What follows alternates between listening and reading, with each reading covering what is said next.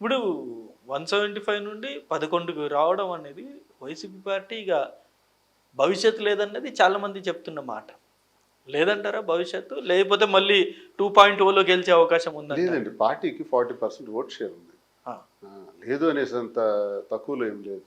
40% vote share plus ఈ 11 అన్నది గెలుపు. చంద్రబాబు నాయుడుకి ఎన్ని వచ్చి 23 కదా వచ్చి వచ్చిన వాళ్ళు మళ్ళీ ఇటు కనీసం వచ్చేసి ప్రతిపక్ష హోదా అయినా వచ్చింది.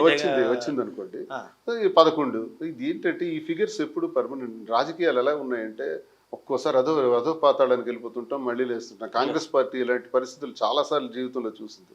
కాంగ్రెస్ పార్టీ చరిత్రనే మనం చూసుకుంటే చాలు ఇలాంటి పరిస్థితులు వస్తుంటారు. ప్రతిపక్ష హోదా కూడా లేకుండా దుర్గతికి పడిపోయిన రోజులు ఉన్నాయి. 77లో ఇందిరాగాంధీ ఒంటరి అయిపోయి కూర్చున్న రోజులు ఉన్నాయి లాన్లో. మళ్ళీ 79 ఆవిడ విజృంభించి వచ్చిన రోజులు ఉన్నాయి. అప్పుడు రాజకీయాలు వేరు, ఇప్పుడు రాజకీయాలు వేరు కదా. ఇప్పుడంతా సోషల్ మీడియా యుగం. అందుకే సోషల్ మీడియా లేనప్పుడే ఇందిరాగాంధీ 2 years నరకం చూసి మళ్ళీ ప్రధానమంత్రి అయ్యారు. ఇప్పుడు ఉంటే ఆవిడ ఇంకెలా ఉండేవారు. ఇప్పుడు సోషల్ మీడియా ఉంది, ఈజీ కమ్యూనికేషన్. అప్పుడు ఆవిడ కమ్యూనికేషన్ లేదు. ఒంటరిగా ఇందిరాగాంధీ కూర్చున్నారని ఎంతమందికి తెలుసు? ఇప్పుడైతే 1 సెకండ్లో తెలుస్తుంది. 77లో జరిగిన సంఘటనలు ఎమర్జెన్సీ టైంలో. కానీ అలాంటి ఆవిడకి పరిస్థితి వచ్చింది. సంజయ్ గాంధీ జైలు పాలైనాడు. ఇవన్నీ రాజీవ్ గాంధీకి జరిగిన అన్యాయం, ఇవన్నీ కూడా మన చరిత్రలో ఇవన్నీ చూస్తుంటాం సార్ మనం. సో ఇవన్నీ మనం పట్టించుకోకూడదు, ముందుకు పోవాలి. ప్రజల్లో ఆ పార్టీ ఉంది. జగన్మోహన్ రెడ్డి గారు ఖచ్చితంగా మళ్ళీ అతనికి గెలిపించుకోవాలని ప్రజలు ఎక్కువగా ఆలోచిస్తున్నారు. అంటే ఇప్పుడు ప్రస్తుతం కూటమి ప్రభుత్వం ఈ పరిపాలన 1 year కావస్తుంది. 1 year కావచ్చినా వీళ్ళు చేసిన తప్పులు ఏంటంటే ఇంతవరకు ఆజ్ఞ వాళ్ళు ఇచ్చిన వాగ్దానాలు అమలు చేయాలి. సూపర్ 6 చెప్పారు, చేయలేదు. చేయకపోవటం వల్ల తీవ్రమైనటువంటి వ్యతిరేకత కూడగొట్టుకుంటున్నారు. అది నేను చెప్పింది ఏం కాదు, ప్రజలే చెప్తున్నారు. ఆ వ్యతిరేకత కూడగొట్టుకుంటున్నారు. ఇది ఏ దిశకి మారుస్తుందో చెప్పలేము. మరి ఇంకా రాబోయే 4 సంవత్సరాలు ఏం చేస్తారో చూడాలి, ఎలాంటి మార్పులు వస్తాయి. రెగ్యులర్ గా మీరు తిరుపతి వెళ్తూ ఉంటారు, మెట్ల మార్గాన. మీరు కలిసిన దగ్గర నుండి నేను చాలా సార్లు ఒక 3-4 times వెళ్ళాను. ఎక్కువ సార్, ప్రతి నెల వెళ్తాం సార్. ఓసారి అయితే కేసు కూడా అయ్యింది మీ మీద. ఓసారి అయితే కేసు కూడా అయ్యింది. ఆ కేసు ఇప్పుడు ఏమైంది అసలు? ఏది ఆ కేసు? దేనికి చేశారు? ఎవిడెన్స్ ఉందా? ఇప్పటి వరకైనా పోనీ. ఇన్ని ఏడాది అయిపోతుంది మేము వెళ్ళి. ఏంటి, నేను వెంకటేశ్వర స్వామి భక్తుడిని. స్వామిని ఎలా ప్రార్థించాలో, ఎందుకంటే నా పేరు శ్రీనివాస్, శ్రీకాంత్, శ్రీధర్, శ్రీహరి. మా ఇంట్లో 4 పేర్లు ఇవన్నీ వెంకటేశ్వర స్వామి పేరు. మా ఇంటి ఇలవెల్పు. కారు ఎక్కి తిరుపతి వెళ్తున్నామంటే ఒళ్ళు దగ్గర పెట్టుకుని ఉంటాం మళ్ళీ దిగొచ్చేవారు. అంత జాగ్రత్తగా ఉంటాం. తిరుపతిలో ఎలా ఉండాలి, నేను పుట్టి ఎన్ని సంవత్సరాలు అయిందో అంతకు డబల్ నేను వెళ్ళుంటాను తిరుపతి. నాకు తిరుపతి గురించి తెలియదా? నా గుండె నాకు చెప్తుంది ముందు తిరుపతిలో ఎలా ఉండాలన్నది. నా భక్తి నాకు చెప్తుంది, స్వామివారి పట్ల ఉన్న భక్తి. ఈరోజు స్వామివారి తల్లి పేరే ఒకళ కాంచీపురం ఒకళ సిల్క్స్ అని పెట్టుకున్నాం.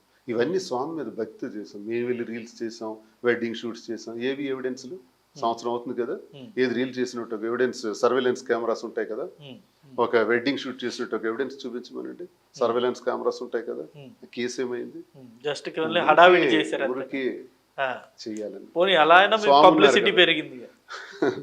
కానీ ఆ రకం పబ్లిసిటీ కాదు, స్వామివారి పేరుతో ఎప్పుడు చేయకూడదు. నెయ్యిలో కల్తీ ఉందని, శ్రీనివాస లీవ్ తీసుకున్నాడని ఏదో ఒకటి తిరుపతి పేరు పెట్టి చేయకూడదు.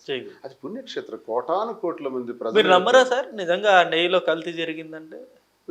లేదు సార్, చాలా ఎవిడెన్స్లు కూడా బయట, చాలా మందిని అరెస్ట్ కూడా జరగలేదు. టీడీపీ టైంలోనే. ఇప్పుడు మీరు వైసీపీలో లేరు కాబట్టి ఎలాగో మీరు నిజాలే మాట్లాడవచ్చు. జరగదు. టీడీపీ టైంలోనే 42 సార్లు వచ్చిన లారీలు రిటర్న్ వెళ్ళాయి. వైసీపీ టైంలో 45 నుంచి 46 సార్లు వచ్చిన లారీలు రిటర్న్ వెళ్ళాయి. అసలు లారీలో నెయ్యి కల్తీ అయిందంటే టెస్ట్ చేసేది కింద దిగువ తిరుపతిలో, తిరుమల వరకు వెళ్ళదు.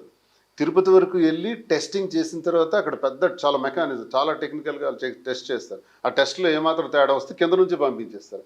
అలా ఇప్పటి వరకు 80-90 ట్రక్లు తిరిగి వెళ్ళిపోయినాయి. మరి ఎలా కలిసినట్టు నెయ్యిలో? అసలు వెళ్తే కదా, తిరుమల వెళ్తే కదా. ఇప్పుడు జగన్ టైంలో కానీ చంద్రబాబు నాయుడు టైంలో కానీ వచ్చి ట్యాంకర్స్ వెనక్కిపోయినాయి. ఆ ట్యాంకర్ లోపలికి వెళ్ళిందని ఒక్కటి చూపించమనండి. ఏవో లెక్కలు చెప్తున్నారుగా, కేజీ ఇంత ఉండాల్సింది ఇంతకే కొన్నారు, ఇలా ఎలా? ఏది అది కాంట్రాక్ట్, అది మీరు చైర్మన్ అయినా కాంట్రాక్ట్ సిస్టమ్ ఉంటుంది, టెండర్ సిస్టమ్ ఉంటుంది. ఎవరు తక్కువకి ఇస్తే మనం టెండర్లో అదే పడతాం, తెలవని వస్తుంది. వాళ్ళే సప్లై చేస్తారు. సప్లై చేసిన దానిలో కూడా కల్తీ ఉంటే వెనక్కి వెళ్ళిపోద్ది. నేను అనేది ఏంటంటే ఇప్పటి వరకు వెళ్ళిన వ్యాన్స్లో ట్రక్స్లో ఒకటైనా పైకి వెళ్ళిందా? కింద ఓకే చేసి పైకి వెళ్ళిపోయిందా? అది కల్తీ అని తేలిందా చెప్పండి. పైకి వెళ్ళా, అవన్నీ కిందకి. ఇప్పుడు అందుకే కేసు నీరు గారిపోయింది. ఆ మాట కూడా నీరు గారిపోయింది.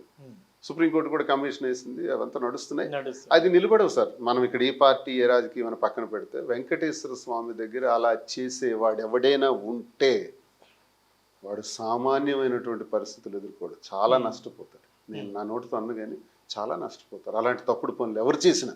ఉమ్, ఉమ్, స్వామి దగ్గర స్వామి పేరు తలుచుకొని ఆ పేరు వెంట్రుకలు నిలబడతాయి, అంత ధైర్యం చేయలేం. బ్రిటిష్ వాళ్ళే తిరుపతిని టచ్ చేయలేకపోయారు సార్. అవును. వారు 200 సంవత్సరాల పరిపాలనలో అటువైపు కూడా చూడలే. భయం, ఆ శక్తి పీఠం. దానికి అందుకే అసలు బోర్డు ఏర్పాటు చేసింది బ్రిటిష్ టైంలో. ఉమ్, తురుష్కులు, ఔరంగజేబు వీళ్ళందరూ కూడా దాడులు చేసినారు. అలాంటి టైంలో కూడా అటువైపు వెళ్ళాలి. అవును. అంత ప్రతిజీ మనం ఎవరు, మన స్థాయి అంత మాట్లాడడానికి.